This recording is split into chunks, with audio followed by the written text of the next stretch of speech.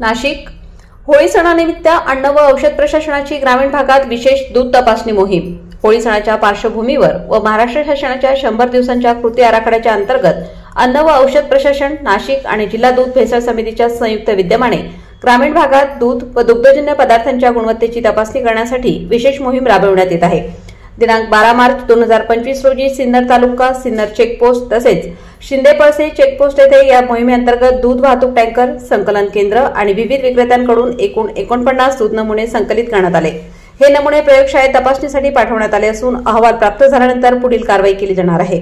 यासोबतच दूध व्यवसायासाठी आवश्यक परवाने आणि नोंदणी यांची तपासणीही करण्यात आली। ही मोहीम पुढील काळातही सुरू राहणार असून अन्न व्यावसायिकांना दूध आणि दुग्धजन्य पदार्थांमध्ये भेसळ न करण्याचा इशारा देण्यात आला आहे। भेसळ आढळल्यास कठोर कारवाई केली जाईल। नागरिकांना विनंती करण्यात येते की दूध भेसळी संबंधीची माहिती असल्यास FSSAI च्या अधिकृत वेबसाईटवर तक्रार नोंदवावी। या कारवाईसाठी सह आयुक्त महेश चौधरी आणि अप्पर जिल्हाधिकारी बाबासाहेब पारदे यांच्या मार्गदर्शनाखाली सहाय्यक आयुक्त दिनेश तांबोळे व विनोद घवड यांच्या नेतृत्वाखाली अन्न सुरक्षा अधिकारी आणि विविध विभागांच्या अधिकाऱ्यांच्या पथकाने सहभाग घेतला।